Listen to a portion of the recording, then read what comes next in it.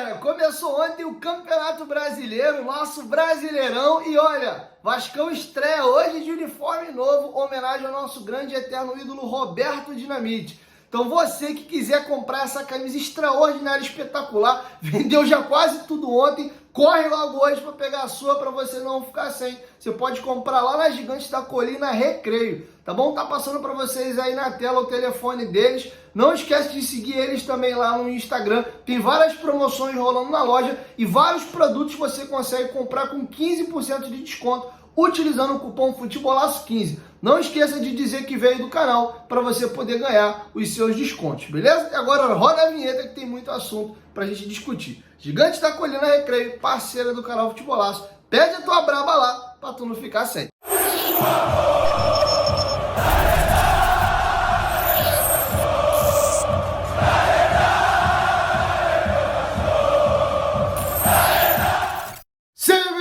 Futebolaço, eu sou o Dieguinho. Bom, galera, tá entrando no ar a nossa primeira edição deste domingão, como sempre com muitas informações para vocês. Então já chega, ó, deixando o dedo no like no começo do vídeo, que me ajuda bastante. Quem for novo no canal, por favor, já se inscreva, ative o sininho das notificações e, claro, sigam minha conta pessoal no Instagram.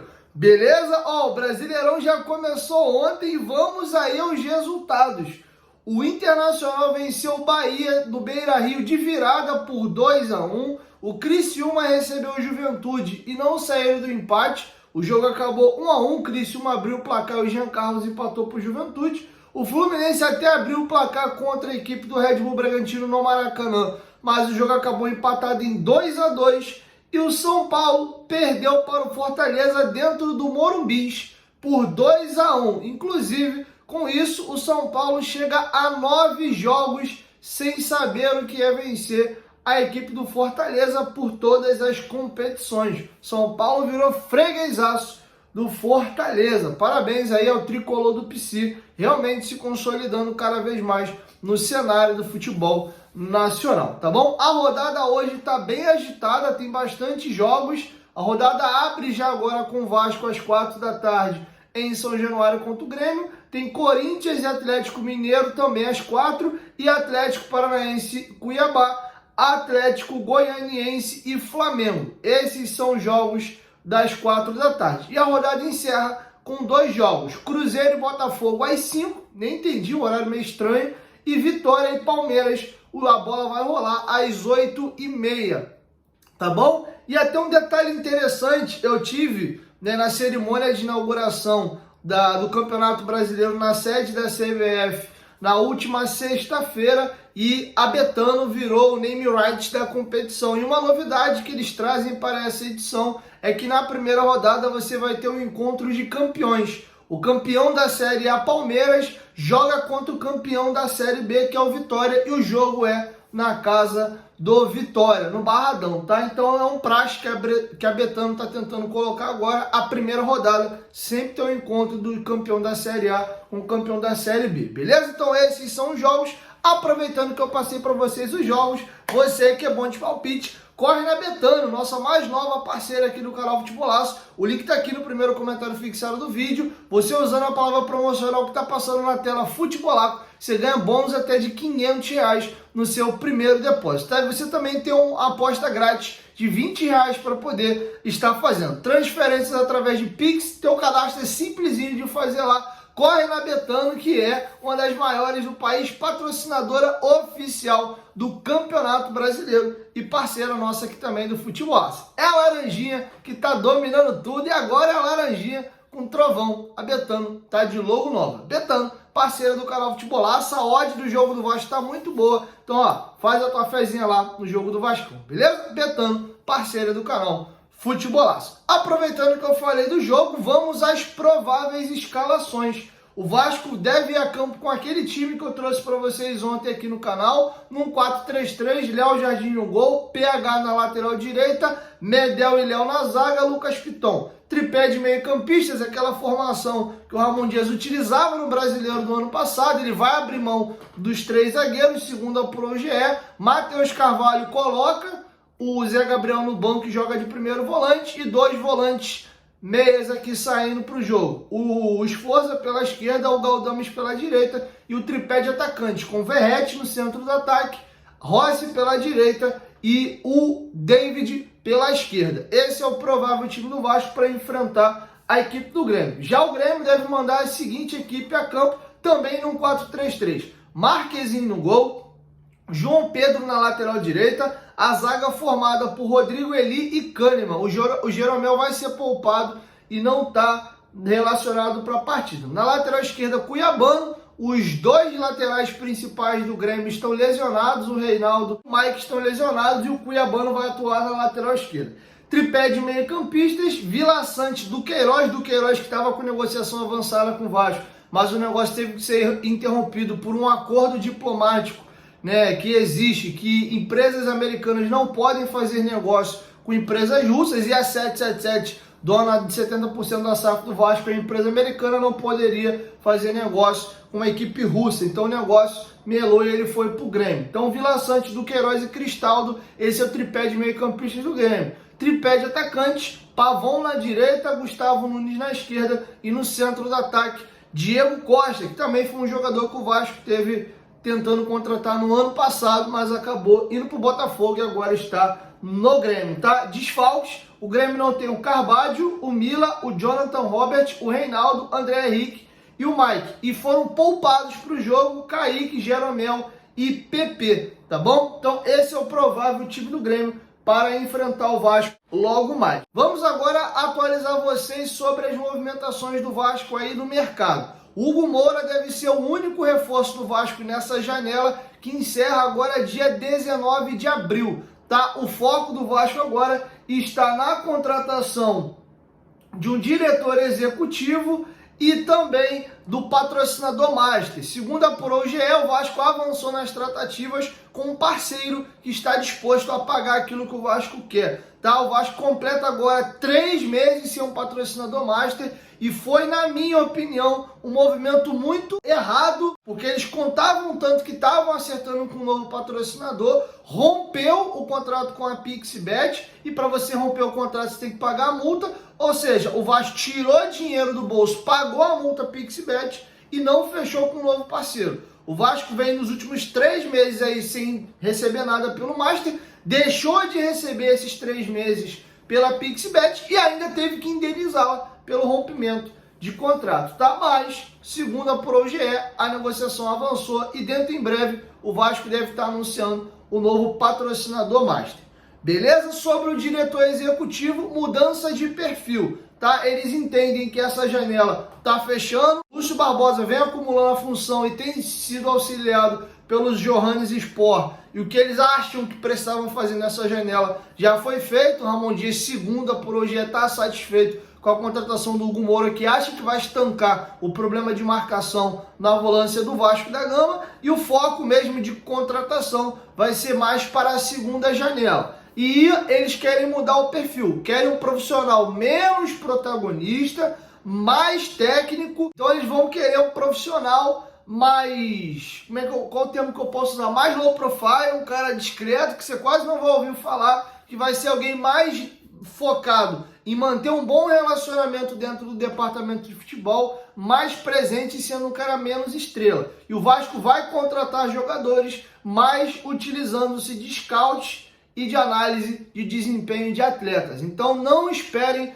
um diretor executivo badalado, a tendência é que chegue a ter um profissional anônimo, tá? Alguém mais técnico para fazer a função. E para ser bem sincero, já que não se tem tanta autonomia, não adianta você ter realmente um Rodrigo Caetano, um Alexandre Matos, uns caras pesados. Apesar que o trabalho do Alexandre Matos no Vasco foi péssimo, diga-se de passagem. Mas, se realmente é a empresa que dá as cartas, faz mais sentido ter realmente alguém mais técnico. Então essa é a realidade do Vasco, tá feito o registro, tá bom? Vamos agora caminhar para a reta final e vamos encerrar com uma entrevista exclusiva que o Josh Wander deu ao Globo Esporte. Ele desembarcou no Rio de Janeiro na sexta-feira e teve alguns compromissos. Uma reunião com o Ramon Dias e Emiliano Dias, uma reunião com o Pedrinho, uma reunião para tratar das homenagens também para o Roberto Dinamite com a presença do Rodrigo Dinamite, e também deu uma entrevista exclusiva ao GE através de perguntas escritas. Vamos aqui ao que disse o Josh Wander. Segundo ele, este é um Vasco completamente diferente e rasgou elogios ao trabalho que ele vem fazendo no Vasco. Vamos ouvir. E fez o meia-culpa daquela frase: é a última vez que Vasco e Flamengo entrarão com diferença de orçamento. Lembra daquela bravata? Tem um pedido de desculpa aqui, né, meio disfarçado. Vamos aqui ao que disse o Josh Wander. Primeira frase dele: este é um Vasco completamente novo e isso ninguém pode negar. Investir em jogadores é extremamente importante, mas é necessário muito mais do que isso para comandar um clube bem-sucedido. Sabemos que precisamos melhorar em termos esportivos, mas eu tenho certeza que teremos um bom desempenho no Brasileirão desse ano. É importante olhar alguns passos atrás para a situação do Vasco há 2 anos. Desde que a 777 chegou, mudamos drasticamente a situação financeira e administrativa do clube em apenas 18 meses. Nossos jogadores e todos os funcionários têm sido pagos pontualmente desde que chegamos, o que infelizmente não é comum no futebol brasileiro nas 3 décadas anteriores do Vasco. Pagamos mais de 100 milhões em dívidas, mais do que estava no planejamento nesse momento, e aumentamos os patrocínios e receitas em mais de 100%. Somos um clube operado de forma profissional e responsável em busca da sustentabilidade financeira. Essa é a primeira fala aí do Josh Wander na entrevista que ele deu ao GE. E agora ele vai responder sobre aquela bravata dele naquela entrevista que ele deu ao GE antes do Flamengo e Vasco, que foi o primeiro jogo que eles foram assistir do Vasco, e prometendo que a partir do próximo ano não teríamos mais diferença no orçamento. O Flamengo fatura hoje na casa de 1 bilhão e 300 mil reais por ano. O faturamento do Vasco varia de 400 a 500 milhões. Realmente deu um salto, mas muito longe, praticamente 1/3 do que fatura o nosso rival. Vamos ao que disse o Josh sobre a sua própria fala e a promessa daquele dia até hoje não cumprida. Eu entendo que as expectativas criadas a partir daquele discurso foram altas, mas eu estava dizendo a partir de um ponto de vista de paixão e ambição. Sei. Concordo que deveria ter escolhido minhas palavras por mais cuidado há 2 anos. O fato é que estamos entre os 5 maiores orçamentos do futebol brasileiro nos últimos 2 anos e estamos construindo uma organização autossustentável para um sucesso a longo prazo.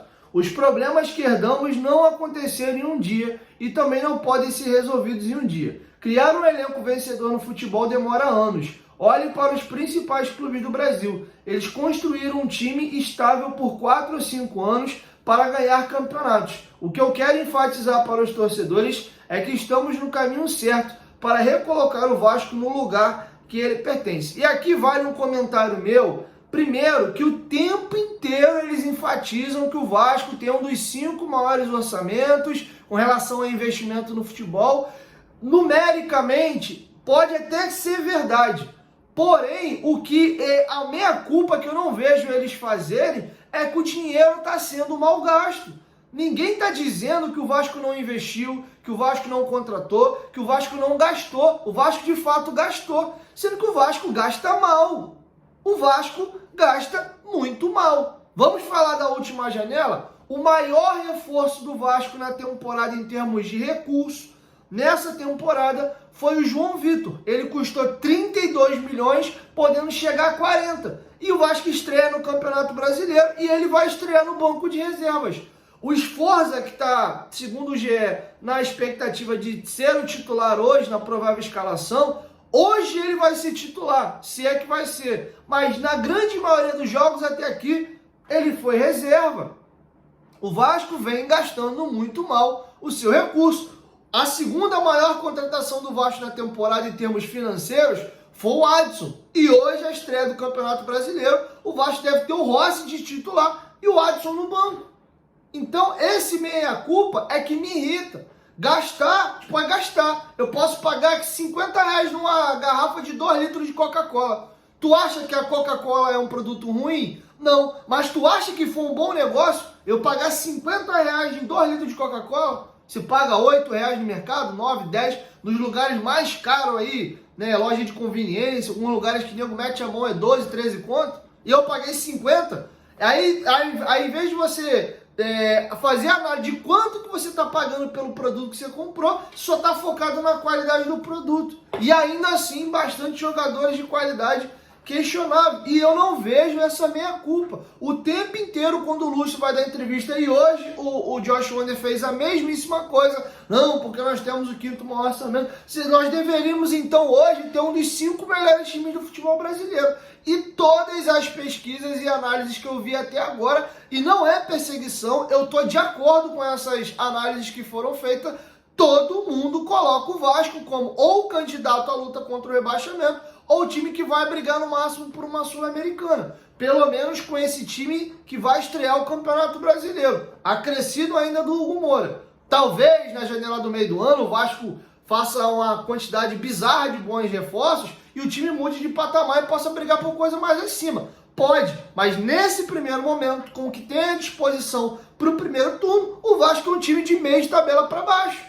E torcendo para não passar susto. E eu não vejo ninguém abrir a boca para falar isso. É um discurso completamente descolado da realidade. Mas enfim, dei a minha opinião, vou voltar aqui agora para a entrevista do Josh. Ah, e detalhe, ele cita que os principais clubes hoje, e vamos pegar Flamengo e Palmeiras do futebol brasileiro em termos esportivos, levaram alguns anos para montar os times que ele tem. Só que tem uma grande diferença, Josh. Eram clubes quebrados financeiramente, que tiveram que se reinventar em termos de gestão, cortar na carne, focar em pagamento de dívida. O Flamengo brigou contra rebaixamento ali em 2013, teve times medianos, caiu do céu uma Copa do Brasil no ano de 2013. O Palmeiras quase foi rebaixado, foi um dos times que não foi rebaixado com uma das menores notas de corte da história, 39 pontos, escapou, se não me engano, um saldo de gols. Teve times medíocres ali e foi, de acordo com a sua situação financeira, devagarinho, montando um time. Óbvio que num processo desse você vai levar mais tempo. Agora a gente já gastou 240 milhões de reais e o Vasco inicialmente entra no campeonato pensando em primeira coisa, não lutar contra rebaixamento e quem sabe ficar pelo meio da tabela. É essa análise que vocês não fazem. Se você estivesse falando do Vasco associativo e o Vasco associativo estivesse trilhando esse caminho, perfeito. Perfeito. Agora não é o caso. É o Vasco SAF com investimento alto, com desempenho de campo ridículo até aqui. Tá bom? Agora vamos aqui pegar um outro ponto, que é a questão desse desentendimento aí do Pedrinho com a SAF. Inclusive eles fizeram uma reunião sem a presença do Lúcio, e o Josh Wander comentou essa questão da relação com a associação e a ausência do Lúcio na reunião. O que nos une é o amor pelo Vasco. E isso deveria ser mais forte do que qualquer desentendimento que possamos ter. Eu considero qualquer pessoa que quer o melhor para o Vasco como um aliado. Por isso eu sinceramente espero que nossos times possam trabalhar juntos, ao mesmo tempo em que respeitem o fato de que nossa equipe liderada por Lúcio é quem toma as decisões finais. Isso aqui é um fato, tá? Gostando do clube associativo ou não, quando o Vasco se sujeitou a ser vendido, ele tem que entender que, gostando ou não, a decisão final é da 777 e ponto. O que a gente pode discutir é ambos participarem dos processos, que a associação também participe. Óbvio que ela não pode determinar a tomar a decisão final, mas participar, colaborar e ajudar como sócio, isso eu acho que deve acontecer, coisa que não vem acontecendo, segundo reclama a associação. Caminhando agora aqui para a reta final, vamos aqui a mais alguns temas.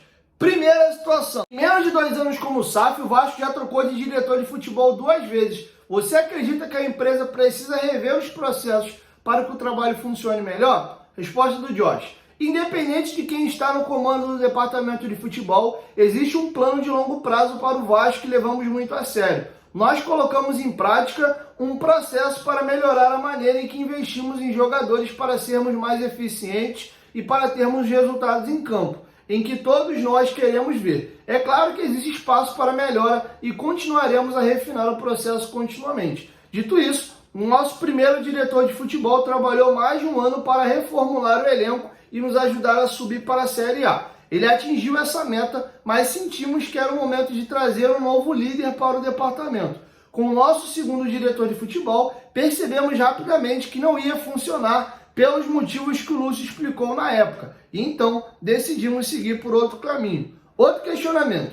Uma das principais promessas da 777 é investir em estrutura e renovar os centros de treinamentos da base do profissional. Por que essas obras ainda não começaram? Resposta do Josh. O trabalho já começou e está em andamento, mas sabemos que não é o suficiente. Estamos comprometidos em continuar melhorando nossas instalações. Qualquer um que vá para o CT Moacir Barbosa pode ver as mudanças na experiência do jogador. E dentro de São Januário, as acomodações da base foram totalmente reformadas. Já gastamos cerca de 10 milhões e estamos trabalhando para começar a solução de longo prazo ainda neste ano. Vamos aqui a mais um questionamento. Na sua carta para os torcedores, você elogiou os pagamentos de mais de 100 milhões em dívidas. Isso está indo de acordo com o planejamento para que o clube se torne autossustentável no futuro? E essa foi a resposta do Josh. Como eu disse, nós estamos adiantados em relação ao que havia sido planejado. Ser autossustentável não é apenas pagar dívidas no prazo. Requer uma transformação holística do modelo de negócio. Por isso estamos focados em aumentar receitas para ter um orçamento balanceado e sermos conscientes dos custos. Neste novo Vasco, prestamos atenção em cada centavo que gastamos para que haja eficiência e os resultados esportivos sejam maximizados. Pegando a resposta final, vai mais um comentário. Se vocês estão prestando atenção em cada centavo para que se aumente as eficiências nos resultados sejam maximizados, o trabalho de vocês está sendo muito mal feito, porque vocês não estão gastando bem cada centavo e o resultado esportivo não está sendo maximizado, mesmo com todo investimento feito. O grande calcanhar de Aquiles da 777 até aqui no Vasco é a má utilização dos recursos nas contratações, tá bom? Caminhando agora aqui para a reta final, outra pergunta também importante. Qual é o planejado para 2024 e qual a meta no Brasileirão? Resposta do Josh. Não estamos satisfeitos com os resultados esportivos até o momento. Nosso objetivo em 2023 era se manter na Série A. Mesmo conseguindo isso, nenhum de nós ficou feliz que nosso destino foi decidido no último jogo. Estamos trabalhando para sermos cada vez mais competitivos. Eu acredito que temos uma comissão técnica e elenco para conseguir isso. Eu assisto a todos os jogos, confio no elenco e na comissão técnica e acredito no time que construímos. As duas últimas aqui a gente encerra. New York Times definiu a 777 como uma empresa misteriosa e que sofreu com problemas financeiros. O que tem a dizer sobre esse assunto? Resposta do Josh. Estar envolvido com futebol neste nível traz uma grande atenção, mas é difícil ver tantas acusações falsas sendo feitas sobre nossa empresa. Eu estou confiante de que vamos ser julgados de forma justas por nossas ações ao longo do tempo. Que mensagem você deixa para os torcedores, Josh? E aqui ele finaliza. Obrigado pela sua paixão e amor pelo Vasco. Vocês são a parte mais importante desse time e nossa equipe está trabalhando duro todos os dias para entregar a vocês o time vencedor que vocês merecem. Então tá feito o registro, parabéns ao Globo Esporte pela entrevista exclusiva. O Josh só tem falado com o GE, então tá feito aí o registro. E vale a pena salientar que o GE deixou claro que a entrevista foi feita de forma escrita, as perguntas foram mandadas de forma escrita e retornaram as respostas de forma escrita. Não foi um encontro presencial, onde o Josh estava sentado e os jornalistas faziam as perguntas. Então é isso, assim a gente vai encerrando a nossa primeira edição. Logo mais, depois da partida, eu venho com o meu pós-jogo, espero eu, que feliz aí com a vitória dos Gigantes da Colina, tá bom? Inicia-se o Brasileirão, renova-se as esperanças. Eu espero ter um ano mais tranquilo do que ano passado. Beleza? Tamo junto e ó, corre lá nas Gigantes da Colina Recreio. Inclusive essa camisa belíssima aqui, ó. Relançamento da camisa do título da Libertadores do Vasco de 1998. Você pode adquirir nas lojas Gigantes da Colina Recreio, tá? Lembrando que vários produtos da loja em parceria com o canal você consegue 15% de desconto utilizando o cupom promocional FUTEBOLACO15, tá? E eu não sou bobo nem nada, a minha camisa é a camisa número 19, camisa que o Juninho Pernambucano utilizou na Libertadores e fez aquele golaço de falta contra o River Plate. Você pode pegar a camisa personalizada com os jogadores da época, tá? Então, corre lá na Gigante da Colina Recreio e garanta já a sua. A galera demorou a pegar a camisa do título de 97 do Edmundo, depois eu mesmo sou um que até agora eu não tenho, tento procurar no meu tamanho e não acho, só tem a venda tamanho P ou 7G, beleza? 1, 2, 3, futebolaço, tamo junto família, qualquer momento que voltar, estamos junto, valeu, fui!